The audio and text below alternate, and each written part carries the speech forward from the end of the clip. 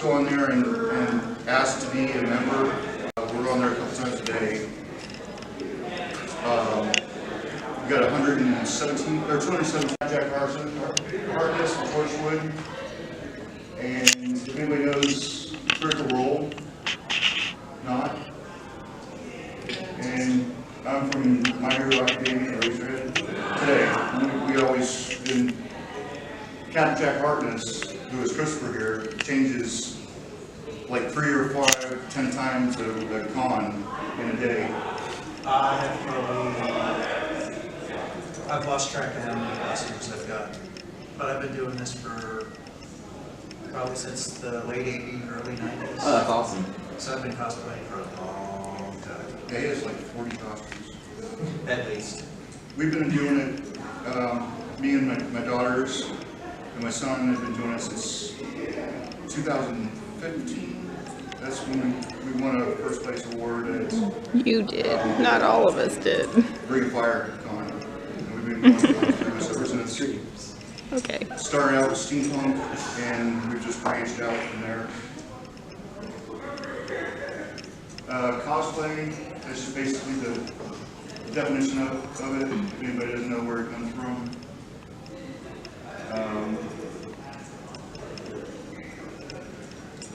And it's basically taking the character, like you want to dress up like anything, just envision it in your head and go on the internet and look up the pictures of it. And what I do is I start drawing out on a piece of paper, you know, what sections, and then trying to figure out what sections I can actually buy or what sections I need to make. Like this helmet here is basically a bicycle helmet, and I added the features onto it to make it into the character. And that's who? Ida from My Hero Academia. Yeah. She's the guru on most of the anime. I'm not. But yeah, cosplay is a combination of costume and play. It's a chance for people to dress up, play something outside of themselves. I am this character. A role that Just. Keep me creative.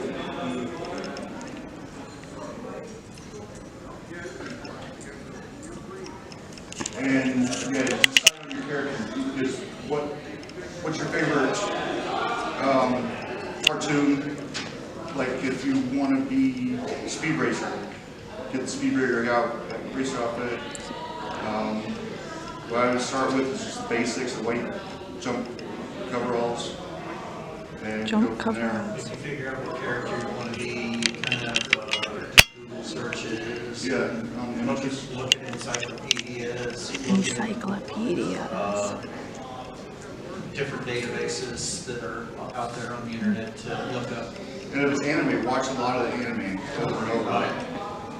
Including pausing the anime itself. Yeah, and taking pictures. You can do screenshots on your computer. You can also look at what other people have done, because that really helps a If you always lot. want to dress like this character. Thank you. So you just have stuff be like, oh, I have this or that. You have it too. You need to speak up. I can't hear you. And it doesn't have to be perfect. It can be pretty much anything you want it to be. It can, there's just a whole bunch of different kinds. It can be screen quality, screen accurate, and it can just be the everyday wear grade. It's just, hey, I got it in my closet, let's throw it on, let's put it on, let's wear it. Like, hey, somebody told me I look like this character.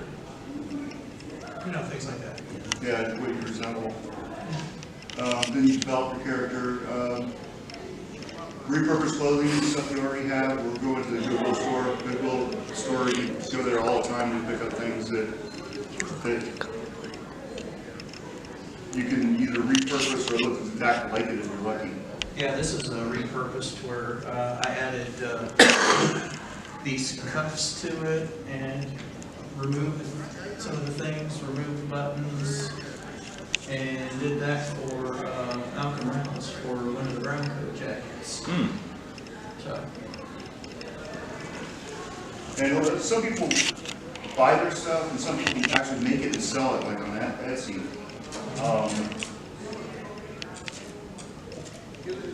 And if you want to make it yourself, there's lots of ways on YouTube. You can find YouTube videos showing you exactly how to do it, patterns. You print the pattern out and then you cut it out into whatever shape you want, whether it's clothing or foam or wood. There's lots of things on YouTube. It's like this, this is actually British officer rank that I sourced from Yeah, I was looking at those. for eBay. And, And it's on a nice London fog jacket that I modified to be Captain Jack's jacket there.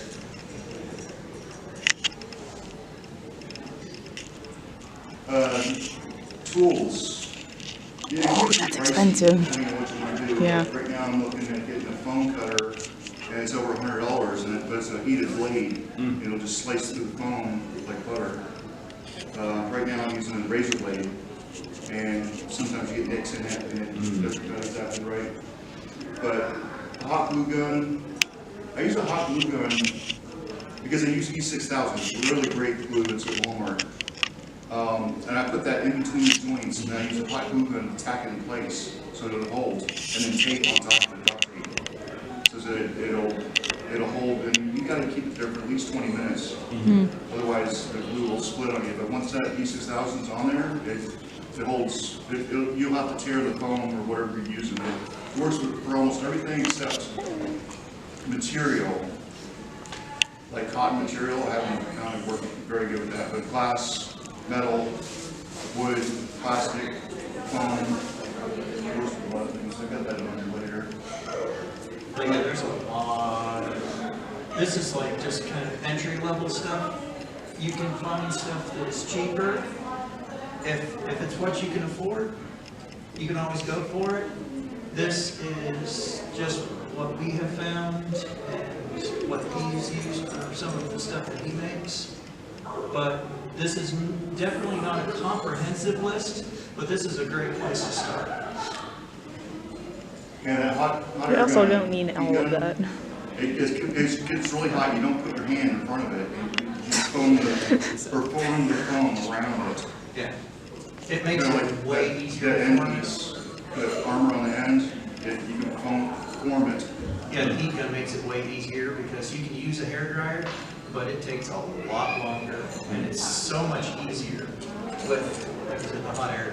It's so much easier. Airbrush is nice for like small technical stuff, but you gotta get a compressor with that too. I think that's the set. That's what the compressor is. Yeah, and I own an actual dress form and he just made his own. And we'll discuss that more. Yeah. Basically, I took an old T-shirt, had the whole family wrap duct tape around me over and over and over, and then cut the back, right up the back of the whole T-shirt. Have to do the neck too. You have to put some saran and wrap around the neck because the T-shirt doesn't go up that high. Then wrap around the neck, cut it up, and then duct tape it all back together, and then fill it with. I filled it with Amazon boxes, just so that I didn't use so much foam. Fill a little bit of foam in the neck piece first, and it's that expanding foam. It's a yellow and reddish color in the paint section in Walmart. It's just a foam. It's called cracks. Like in your house, it's like the window, you know, if you got like multiple air cracks, that foam is what he used. It was really lucky. It's a lot It's still cheaper to dark. do what he did, but if you have one of the dress forms, you can actually, inside them, some of them are just set to a specific size, but most of them that you use for costuming and for clothes making, they've got dials on the inside of them where you can adjust. It's like a whole bunch of different pieces, and you sit there and you do the dials, and you can literally change the sizes of like the chest and the bust and the waist and the Tummy? yeah, pretty much everywhere. The neck, make it bigger, smaller, of all the different parts of the body so that you can get the outfit to be an accurate representation of what you're trying to fit. And with that, once you set it, you can just lock it in place so it'll stay at that size, so that you can just use that. I'm so hungry. And once you got it set, it is way easier than trying to do what that's way cheaper. Because those things run on the entry level, they run, no, they're about 150. Oh, the adjustable one? The adjustable one, About 50. the adjustable ones on entry level run about $150 unless you luck out and find one. So that, like I said, they're way more expensive, but you invest it one time, you got it, you set it, you know. What do you guys use the dress forms for? This. Like, okay, it's so like if you're gonna make that stuff, for armor. like if you're gonna make armor, or if you're making your own costume Material. out of material, you're sewing all the pattern pieces together, you do your mock-ups on the dress form. And it's called a dress form because you're literally dressing it. You're putting the clothes onto the form. Whether it's the one you make or whether it's the one that you buy, you put the clothing on there so that you make sure, because you can't always just, if you're making it yourself and you're putting it on yourself, it's really hard to see how the fabric lays, especially in the back. So you use that to mock everything, just like put this. everything together. This black here is what this white was. That I just painted white. So, and I had to get some duct tape and then start gluing it together and forming it with the heat gun. So that's, yeah, basically what that looked like. And that's how he formed it, was literally on that big huge thing of duct tape that he was talking about making out of the shirt and all the And attached with a chain to the ceiling. So make sure you. adjustable stands so you can adjust the height, so it can be down low or up high, and so and you can turn it around. So it is easier to work with. Okay, like I was saying earlier, you can draw out what you see the character is. Maybe you can list down the items that he has, like this guy, Iwa. I'm not saying right. Ida, like he has the jets on the sides of his legs. So you got to make that piece. You just go through a whole list of all the different items. And one thing with him is he has jets on both sides. But I found that if I was going to try to walk on both sides, I wouldn't be able to go anywhere. I'd be walking like a cowboy. So, yeah, like we're saying, watch movies, shows, cartoons. Reference books, reference photos. And a big thing is budget. Oh yeah. Because you can go through and just go on Etsy and buy all this stuff instead of making it yourself. And a lot of people do that. It's way cheaper to make it yourself. Sometimes. Yeah, if you have the If you have the skill. necessary skills and have access to And the materials and equipment. That's and what the this is all time. about, is trying to do the skills. And like on YouTube, they'll give you templates afterwards. Sometimes you have to pay for them, and it's about $10, $5, $2 to get the templates. And I sketch mine out with a ruler and Yeah, duct tape and a tape measure and triangles and circles and and Shapes. another way to do it is like on the body form, put that piece of what you want in body form on a piece of like brown paper bag and cut out that form and then put it down, cut out that, then put it on a piece of foam, draw it out on the foam, and then cut it. And when you're cutting foam, you gotta make a straight cut. If you stop, it'll give a jagged edge. and even with drawing it out, when you're doing the pattern, you can do the pattern pieces out of like muslin as well, if you know you're gonna make more than one. Or you can even just use like tissue paper, is what some people do, and then just make one master and then just trace it over and over. So that they don't damage the original, so they can make it each individual piece. Now, when I was a chef, and what we had is these pieces of paper that cover the big sheet pans. So I just took a whole section of that and I'd use those. So now I'm gonna have to go to a cooking supply store to get more of that. Yeah, it's hard to do because Think of that on. You can also use, you can also go to a newspaper, and when they print the newspapers, there's this little end of the roll that's got some really wide paper, and that also is good for sketching out your stuff. And a lot of the newspapers will either sell or give you what's left of the roll, and you can use that to do a lot of your sketching out and stuff. you really need it to make out patterns on there. Now, woodworking, I've got that steampunk sword up here, but And you also got this one. that one, I sketched that out like we're talking about, drawing it, and then just blew it up in size, and then cut it out with a Sawzall. And after it's at that point, you can start doing a lot of sanding. So I use a belt sander to shape it. Make sure it's tied down somehow, like the clamps clamp down on your workbench, and then just sand it with several different grades of sandpaper up until you get it real smooth, and then you can start painting the silver on it. The Rust-Oleum silver is the best I found for that. Yeah. That scythe there is also made out of wood. The base of it, the rest of it's made out of foam, and it's pretty light. Well, So they can see that it's not all wood, so it's the whole lighter thing than was wood. in foam. That's really cool. And it folds up so we can go in the car.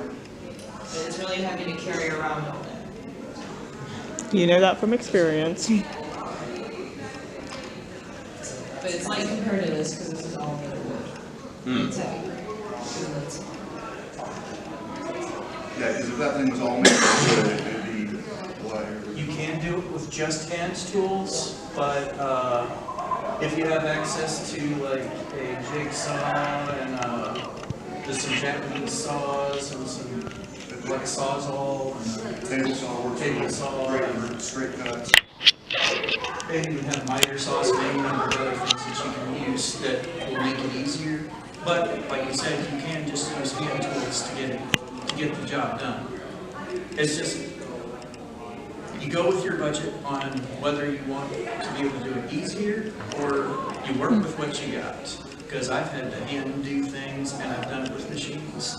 And you learn over the years what you can and can't do with what materials you got. So. Now, Black & Decker makes a nice interchangeable drill that the tips of it change into different types of saws. And the attachments for them are about $20 to $30 a piece, rather than paying the $100 for a whole new and a whole new saw. You can just get the attachment with the attachment on it. I think so. And the battery packs on there are really good too. You can use it interchangeably with a lot of other things. Yeah, I use it for beater and poultry saw. I got a bunch of stuff myself. Ow, ow, my hand. Battery, screwdriver, drill, sander. Yeah, but that drill has interchangeable saws on it. And they're all on Amazon. And what did you say they were? What? What did you say they were? Versapack? Basically, yeah, it's Black & Decker, so it's just Right. interchangeable. And not just interchangeable, there's other same battery. So, interchangeable, so. And here's chainmail, you got chainmail. Yeah, I got chainmail. I actually have used, if you see the picture here, this is the process that I did for, if you watch some of the Star Trek movies and the Next Generation, this is actually 9-gauge wire that started out, like up here, it literally started out as full wire, and all I did, it's a cheap way to do it, I literally just got a threaded rod, 2 pairs of vice grips, and literally wound it around to make those links, and then just cut them apart with a bolt cutter. Literally winding it around until you get a spool like that, cut them apart with links that are about that big, and then cross-link them with hot groups. Could be the size, wouldn't it? Huh? It depends on the size that you're rolling on. Yeah, the size of the link will vary by the rod that you thread it, that you wrap it around. That literally dictates the size of your link. And the thicker the wire, the harder it is to turn, but the harder it will be for it to bend out of shape.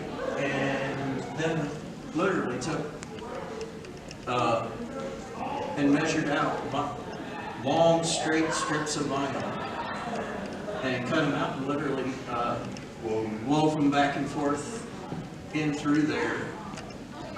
And it is tedious. Your hands probably won't like you, and neither will your wrists, but the outcome is beautiful.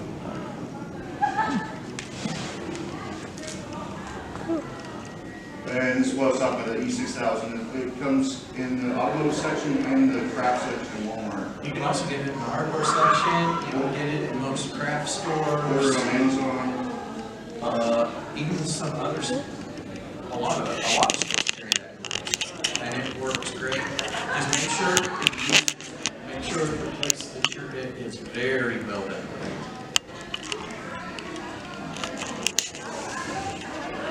And prosthetics. Yes. With the prosthetics, it's like these. There's other ways you can do it, but one of the easiest ways I found, literally, I took a plaster cast of my forehead, pulled it off, poured resin in it to make a duplicate of my own forehead, and then just built up layer upon layer on it. So these is built are built that way, while this one is actually some of the same 9-gauge wire that I did for the chainmail, bent into a shape, and then hand layered piece by piece to get that particular shape. And these are like can be worn in antennas, and you can either glue them on with things like spirit gum, but spirit gum is probably the entry-level stuff.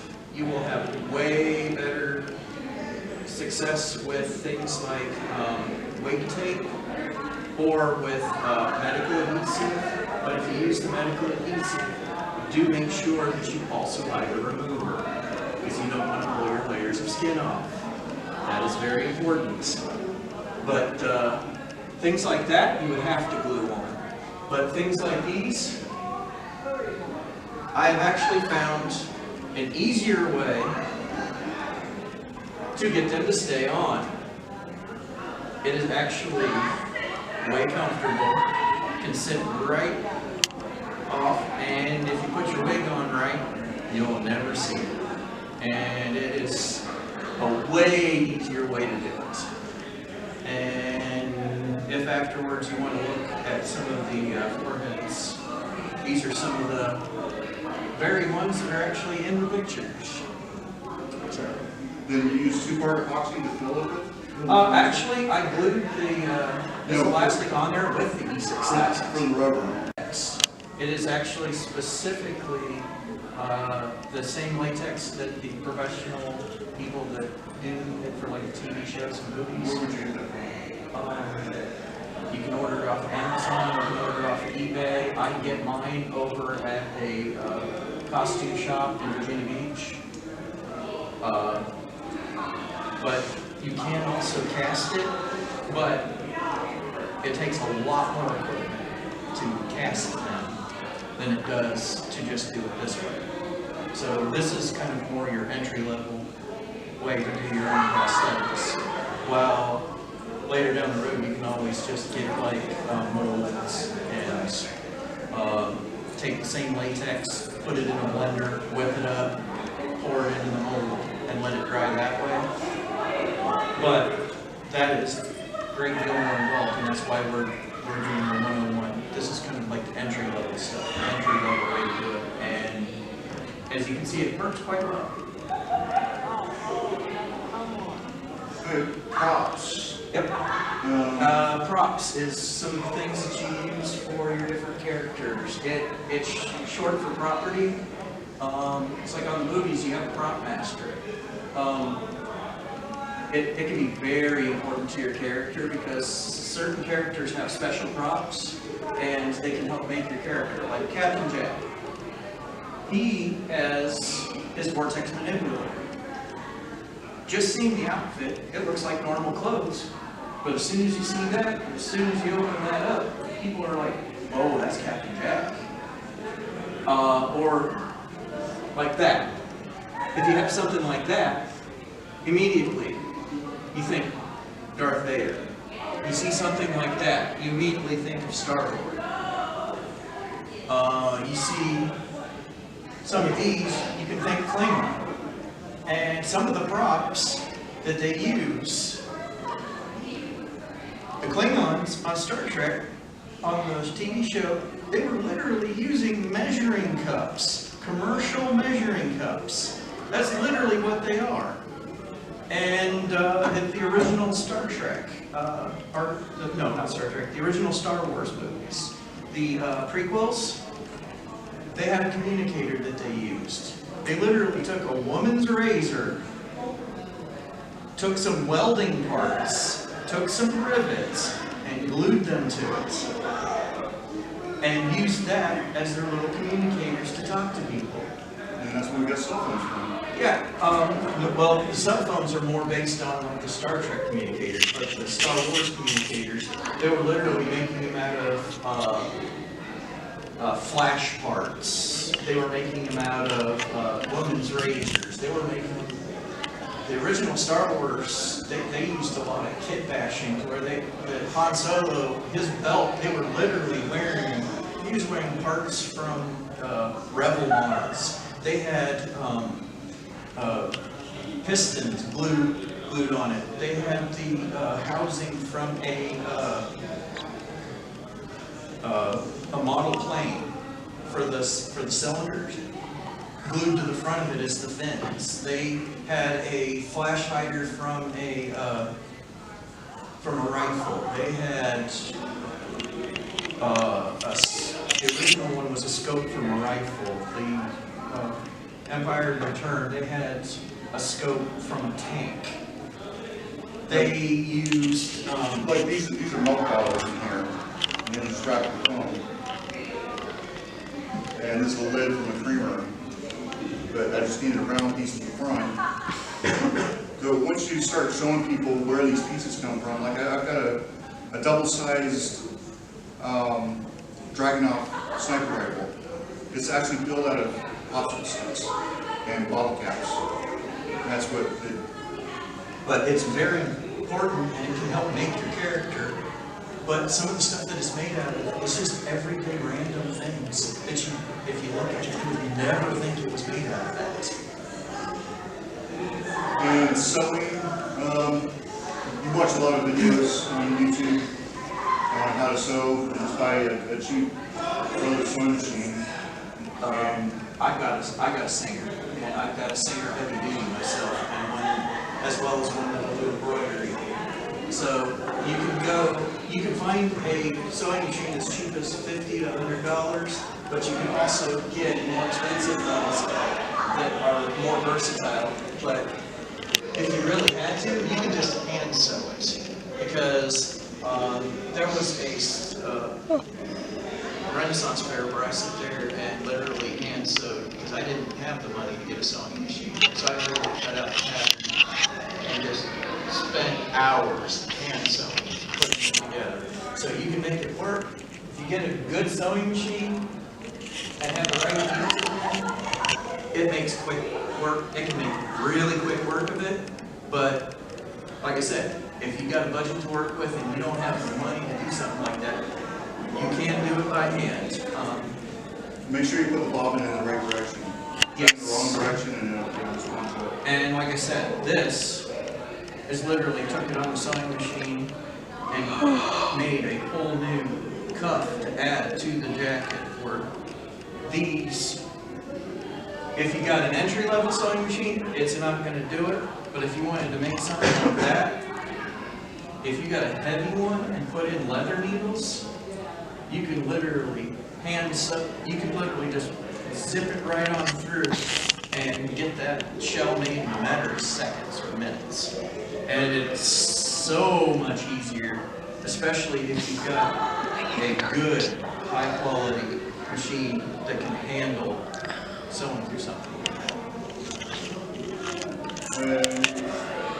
This is a plastic that you just heat up with water.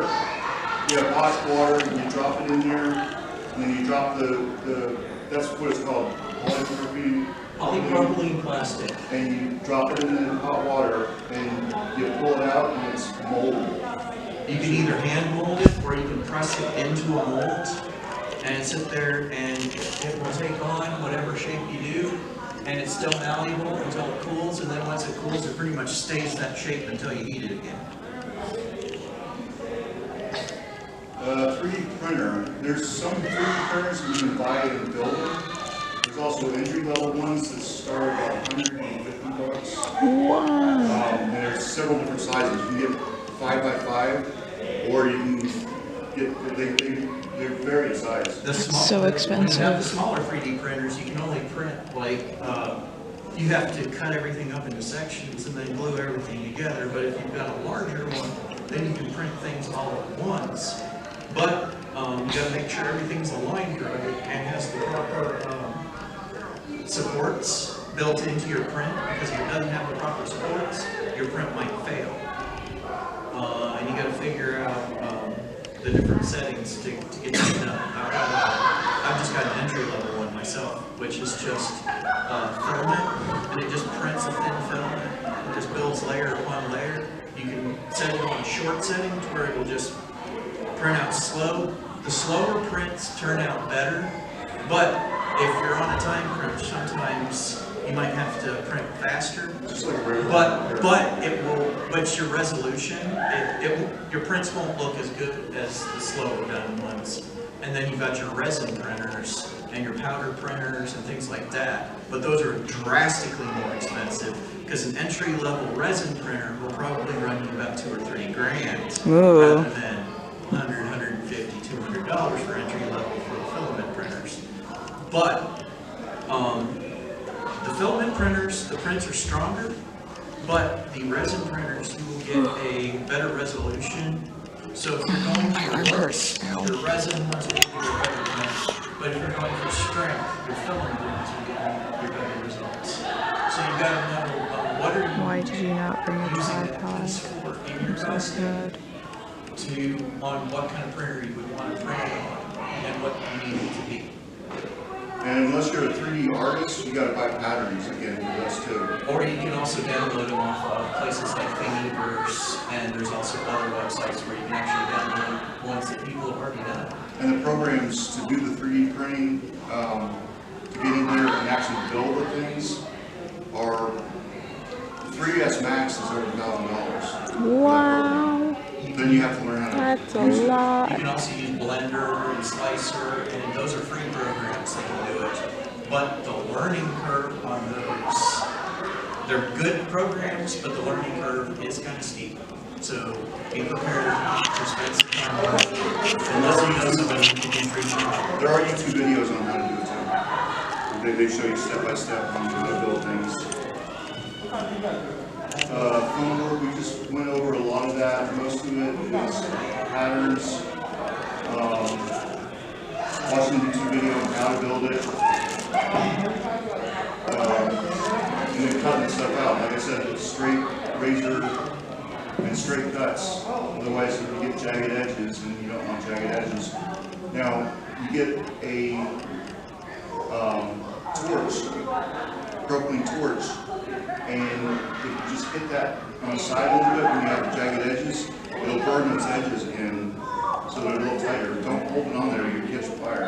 Just run it across real quick. You can do the same thing to mold. You can heat it up a little bit on both sides and then form it. The best torch to get is one that automatically goes on when you pull the trigger.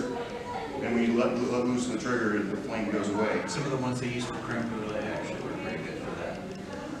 I've actually used one of those for that kind of stuff. But also, when you're doing the form, a good way to develop your patterns, there's a pattern program that you can get that people use for making paper patterns for their phone.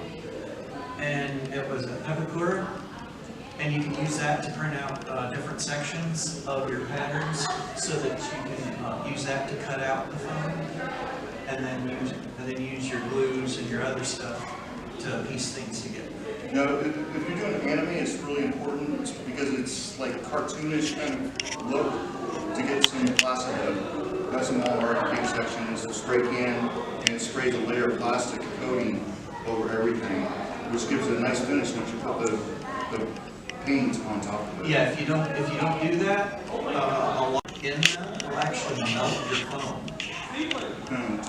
Depending on the type of foam, it can actually melt your foam, and that's one of the other reasons something like plastic or rubber coating it basically does help, because it puts a barrier between your paint and the foam so that it doesn't even have a chance to get in there and melt it on you.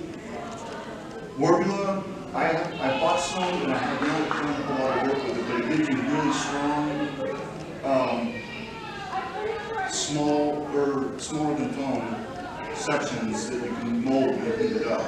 You can heat it and use it like that polypropylene beads though, that you can heat it up and use hot irons, use molds, and press them in there after you get it hot enough. There's different sizes and different thicknesses on it. And it comes in sheets. It's more pricey than in foam. And it is way harder to work with than the foam is. But your results will be better, as long as you work with it correctly. Foam we found at Aldi's for how much money, Shirley? For the foam? And I don't know, maybe like between $300 and $500 a sheet. for 3 sheets of big foam. And then you can also use yoga mats. That's what you got around your neck. Yeah, this is yoga mat, and it works nice if you attach this with the E6000. In between layers, you want to move, and you can have it flexible. That's in the. Then again, all you need is geometry cutting boards. So. Yeah. Contact lenses, it's kind of scary because you're dealing with your eyes. You can't replace your eyes. So you got to buy some expensive ones. Most of the time, the medical grade ones that are actually contact lenses with just different colors. Get a doctor prescribed them basically. Yeah. Because they can scratch your eyes. They can develop protein coatings. They can dry out. So you definitely want to go with good quality if you're going to go with any of that stuff. And I bought one pair and they were like twice the size of my eye. I'm like, how am I supposed to get that in my eye? And it can really irritate your eye trying to do that too. Yeah. So I just didn't bother with them. Makeup. With the makeup, you can do as simple as eyeliner, or it can be complex. It can be for things like say Spock. If you go with the original series, you literally redraw your eyebrows up at an angle and literally put like eyeshadow, like blue eyeshadow. And for other characters, it's like Darth Maul. He sit there and it's like red and black, where he literally draws different patterns all over the face and head and body, and like fill in different sections. And like Becca here, she's got a total face paint. You want to try to explain how you did it? What kind of face paint did you use? I don't know, that's the kind you got. You used water-based face paint because that is really good on your face. If you get the other kind, it's like itchy and stuff. Well, the oil-based water is really bad. It's hard to get It's like, off. that is basically glow in the dark, which you can even find glow in the dark stuff. Yeah, we have to remember to like shade it, because otherwise it'll look really terrifying. Because like if it's just black face color, it's like creepy. And it stays way better if you powder it, because a lot of it can rub off so easy. Or base, you get a good base coat? Yeah. But you'd We also, have to remember to put like a spray on top of it so it doesn't come off, like my face paint doesn't come off, which is good. 'Cause except in water, what? Except- Oh, unless it gets in water. because it's water-based. That's why it was raining earlier and I didn't want to go outside. It's like that was stage makeup class where I literally took, we were doing clowns, so I thought, what's happier than a happy face? Except it looks kind of sinister.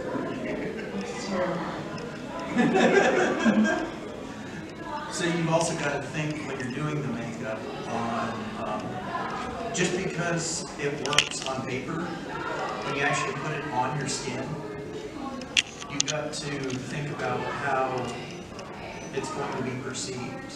It's like what she's saying, if you don't do the contouring and you don't do the shaping of the shape of your face may completely change what things look like. And you may look nothing like what you're trying to portray if you don't make the adjustments you need for your particular face. Like if you really want to look creepy, then you can just not shade your face and just be terrifying. But if you like want to like actually look like a human being with like blue skin, beautiful skin, I have great skin. If you want to look skin, you would have to like shade it and everything. You're talking about shading it, do you need different colors of body paint, or? Well, what I used is like I just got a big eyeshadow palette that had a bunch of greens in it, and like I used the lighter greens on my face and my nose. Well, I can't say my forehead, but I did. And then you do darkers around like your nose a little bit. There's actually a lot of like YouTube videos of people doing their faces and stuff, and if you watch that, it helps a lot. It helps a lot. But there's also like images of like just how to do faces.